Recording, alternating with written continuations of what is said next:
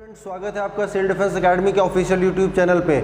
मुझे उम्मीद है कि आप लोग बहुत अच्छे होंगे और आपकी पढ़ाई बहुत अच्छी चल रही होगी। जैसा कि रोज़ सिविल डिफेंस एकेडमी के ऑफिशियल यूट्यूब चैनल पे आपको करंट अफेयर्स और जीके जीएस के क्वेश्चन आपको मिलते हैं जो आपके एग्ज़ाम के लिए बहुत ही इम्पॉर्टेंट हैं। तो चलिए देखते हैं उस क्रम में आज आपके लिए मैं कौन से इम्पॉर्टेंट क्वेश्चन लेके आया हूँ। लेकिन शुरू करने के पहले मैं एक आपको इन्फॉर्मेशन दे देता हूँ कि सिविल डिफेंस एकेडमी जो 3 सितंबर को एग्ज़ाम होना है उसके लिए यहाँ पे क्रैश कोर्स लॉन्च करने वाला है। तो इसके रिगार्डिंग जो भी इंफॉर्मेशन आपको चाहिए वो आप यहाँ जो स्क्रीन पे नंबर डिस्प्ले हो रहे हैं उस पे आप कॉल करके इंफॉर्मेशन कलेक्ट कर सकते हैं। तो ये अंतिम अवसर है 3 सितंबर के लिए कि आप सिविल डिफेंस एकेडमी को ज्वाइन करके अपनी एक साथ पूरी प्रिपरेशन करके मिनट में जो क्वेश्चन आते हैं उनको सेकंड में सॉल्व करने की प्रैक्टिस कर सकते हैं। साथ में ही आपको स्पीड टेस्ट भी कराए जाएंगे। तो चलिए शुरू करते हैं। आज की जो क्वेश्चन है मोस्ट इंपॉर्टेंट, तो आज का जो पहला क्वेश्चन है उसको हम लोग देखते हैं।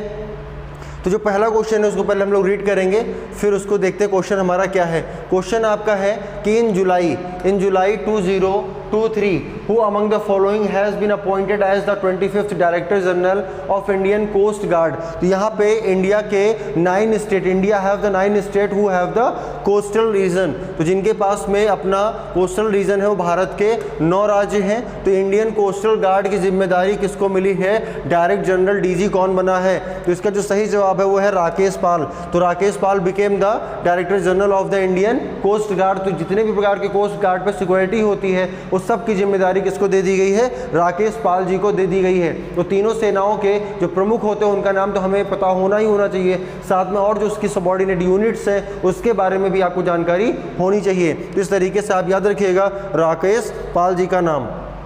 फिर हम सेकंड क्वेश्चन में मूव करते हैं। सेकंड क्वेश्चन क्या उसको देखते हैं। ये आपके लिए बहुत इंपॉर्टेंट है, क्वेश्चन एजुकेशन से रिलेटेड है।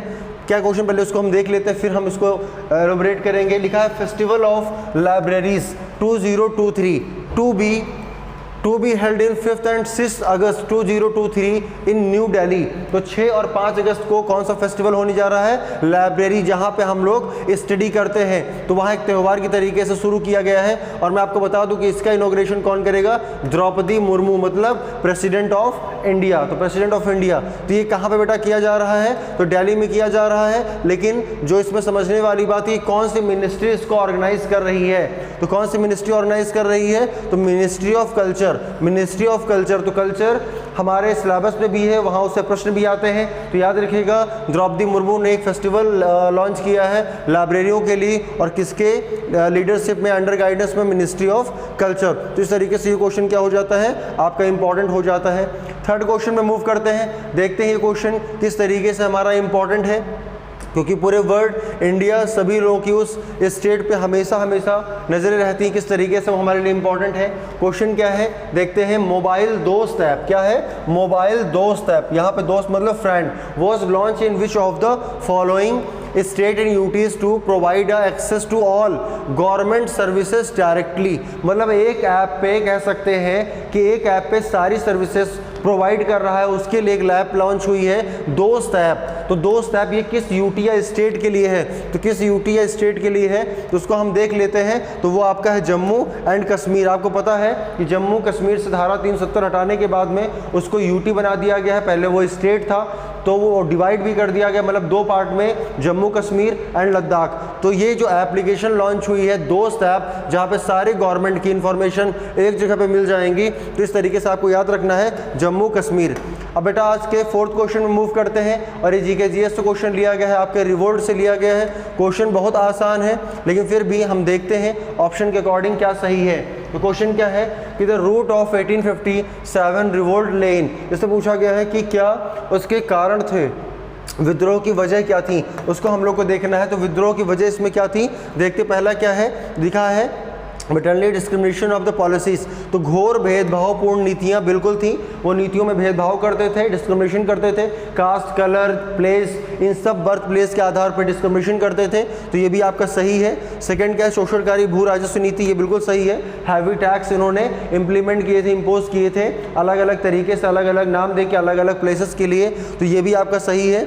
और चर्बी लगे कारतूस, ये आपका क्या है, ये आपका इमीडिएट कॉज है जिसकी वजह से सोल्जर नाराज हो गए। तो मंगल पांडे वाली स्टोरी आपको याद होगी, किस तरीके से उन्होंने अपोज करके बैरकपुर छावनी में उन्होंने स्टार्ट कर दिया था, उन्होंने अपने ही ऑफिसर के ऊपर गोली चला दी थी। तो जब तीनों सही हैं तो इसका फोर्थ ऑप्शन क्या है, ऑल ऑफ द अबव।